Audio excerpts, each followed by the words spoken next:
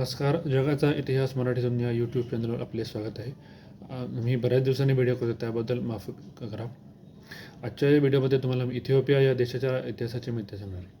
Ethiopia हा उत्तर आफ्रिकेतील एक देश आहे. इथिओपिया देशाचा इतिहास लोहयुगापासून सुरू होतो.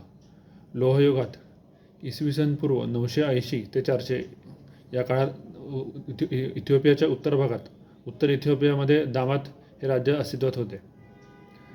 त्या दामात राज्याची राजधानी येहा ही होती. काही काही दामात साम्राज्याचे विघटन झाले व इसवी सनाच्या 100 ते 940 या काळात अक्सोम राज्याची स्थापना झाली. अक्सोम राज्याच्या काळात इथिओपियामध्ये ख्रिश्चन धर्माचा प्रसार झाला. एझाना हा पहिला इथिओपियाचा राजा होता, ज्यांनी आफ्रिकन राजा ज्यांनी ख्रिश्चन धर्म स्वीकारला.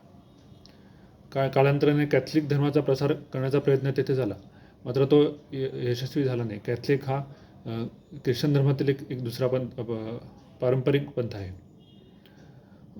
इसवी सनाच्या 15व्या शतकात इथिओपियावर सोमालियाने आक्रमण केले. मात्र इथिओपियाने सोमालियाचा पराभव केला.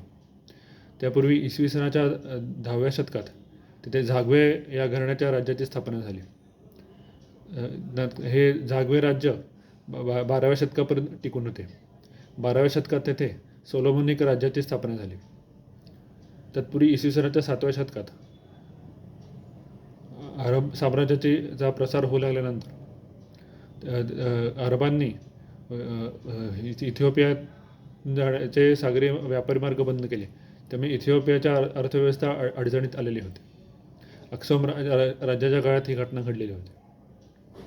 7व्या शतकात इस्लामची स्थापना झाली होती व इस्लामचा प्रसार वेगाने होत होता. त्या इसवी सनाच्या 18व्या शतकात इथिओपिया हा अनेक छोट्या छोट्या राज्यांमध्ये विभागला गेलेला होता. इथिओपियाला एक करण्याचा प्रयत्न होत होते, मात्र ते यशस्वी झाले नाही. शेजारी पर्शियन साम्राज्याबरोबर त्यांचे युद्ध झालेले होते. पर्शियन साम्राज्याचा त्या इथिओपियाने पराभव केलेला होता. त्यानंतर इटलीचाही त्यांनी पराभव केलेला होता. इसवी सनाच्या 19व्या शतकात हेली सेलेसी या राजाने इथिओपियाच्या आधुनिकीकरणास सुरुवात केली. तत्पूर्वी आदिस अबाब मिनिलिक तिसरा या राजाने इथिओपियाची नवीन सध्याची राजधानी आदिस अबाबाची स्थापना केली होती. दुसऱ्या महायुद्धाच्या काळात इटलीचा हुकुमशहा, फॅसिस्ट हुकुमशहा बेनिटो मुसोलिनी यांनी इथिओपियावर आक्रमण केले व इथिओपियाला वर राज्य स्थापन केले. इथिओपिया ही इटलीची वसाहत बनला. हेली सेलेसीने इंग्लंडमध्ये पलायन केले. तेथून त्यांनी राष्ट्रसंघाला मदतीचे आवाहन केले. तत्पूर्वी त्यांनी पोर्तुगीजांच्या मदतीने सोमालियांचा पराभव केलेला होता. इंग्रजांची मदत त्यांनी मध्ये मागितली होती, मात्र त्यावेळी मदत करण्यास इंग्रजांनी नकार दिला होता. त्यामागे आर्थिक कारणे होती. दुसऱ्या महायुद्धाच्या काळात इथिओपियावर इटलीचे राज्य होते. इटालियन या आधिपत्याविरुद्ध इथिओपियन लोकांनी शस्त्रे हातात घेतलेली होती. त्यामध्ये ओरोमो जमातीचे लोक हे इथिओपियामध्ये बहुसंख्येने आढळतात. पण इथिओपियनांचा हा उठाव इटालियन लोकांनी चिरडून टाकला. तिथे चालणाऱ्या गुलामीच्या व्यापाऱ्यांवर बंदी आणली. 1941 साली इंग्रजांनी इथिओपियावर आक्रमण करून इटलीचा तेथे पराभव केला व इथिओपियाला स्वातंत्र्य मिळाले.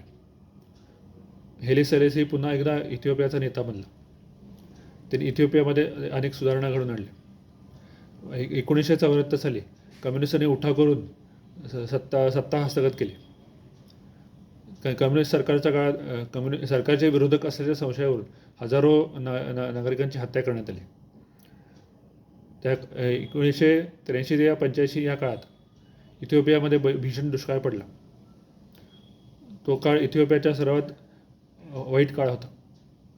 1990च्या दशकाच्या सुरुवातीला इथिओपियातील कम्युनिस्ट सत्ता कमकुवत होत गेली व कम्युनिस्ट हुकुमशहाने तेथून इथिओपियामधून पलायन केले व तेथे लोकशाहीची स्थापना झाली. इथिओपिया हा त्या काळात इथिओपियाचे इरिट्रियाबरोबर युद्ध झालेले होते. इथिओपियाने इरिट्रियावर विजय मिळवून इरिट्रियाला आपला भाग बनवले होते. मात्र कालांतराने इरिट्रियाने आपले स्वातंत्र्य मिळवले व इथिओपियाने इरिट्रियाबरोबर अशा म्हणजे शांततेचा तह केला, मैत्रीचा तह केला. तर इथिओपिया हा अजूनही मागासलेला देश आहे. सततची युद्धे व राजकीय अस्थिरता यांमुळे तिथे आर्थिक विकास घडून येऊ शकला नाही. अनेक प्रयत्न करूनही इथिओपियाची आर्थिक स्थिती अजून सुधारलेली नाही. ते सुधारेल अशी आपण आशा करूया. माझा व्हिडिओ तुम्हाला आवडला असेल तर लाईक करा, शेअर करा व सबस्क्राईब करा. धन्यवाद.